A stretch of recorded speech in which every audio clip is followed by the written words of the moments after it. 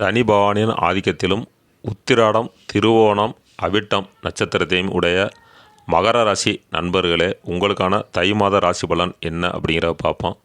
உங்களுடைய ராசி அதிபதி ராசிக்கு 2ஆம் இடத்துல சுக்கிரனோட சேர்ந்து இருக்கிறது உங்களுக்கு தொழிலில் நல்ல லாபம் கொடுக்கக்கூடிய அமைப்பில் இருக்குது. 14/1/25 27/1/25 வரைக்கும் சுக்கிரன் கும்பத்தில் இருக்கிறது சுப விரய செலவுகளை ஏற்படுத்துவார். உங்களுக்கு தொழிலில் நல்ல லாபம் ஏற்பட்டாலும் சுப விரய செலவுகளை ஏற்படுத்துவார். அதுக்கு பிறகு பார்த்திங்கன்னா 28/1/25 சுக்கிரன் மீனத்துக்கு போகிறார். இந்த காலகட்டங்களில் திடீர் அதிர்ஷ்டம், எதிர்பாராத பொருள் வரவு, பண வரவு உண்டு.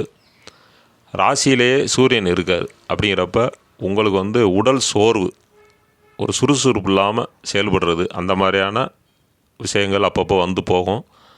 14/1/25 20/1/25 வரைக்கும் கடகத்தில் செவ்வாய் வக்கரமாக இருக்கார். அந்த காலகட்டங்களில் வீடு நிலம் சம்மந்தமான பிரச்சனைகள் வரும். வீடு கட்டியிருக்கீங்க, சொந்த வீடு அப்படின்னா அது ஒரு பிரச்சனையாக வர்றதுக்கான வாய்ப்பு இருக்குது. நிலம் வாங்கி போட்டிருந்தீங்க அப்படின்னா அது சம்மந்தமான பிரச்சனைகள் வர்ற மாதிரியான வாய்ப்புகள் இருக்குது. ஒரு சின்ன சின்ன பிரச்சனைகளாக இருக்கும், அது ஒன்றும் பயப்பட வேணாம்.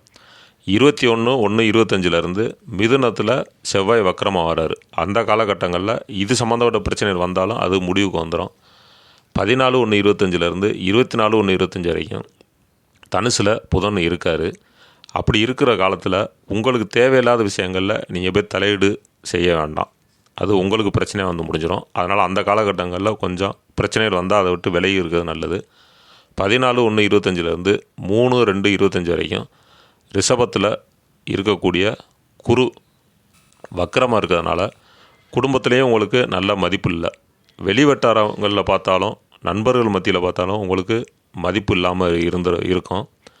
ஆனால் பயப்பட வேணாம். அதுக்கப்புறம் பார்த்தீங்கன்னா 4/2/25 குரு வக்கர நிவர்த்தி அடைவார்.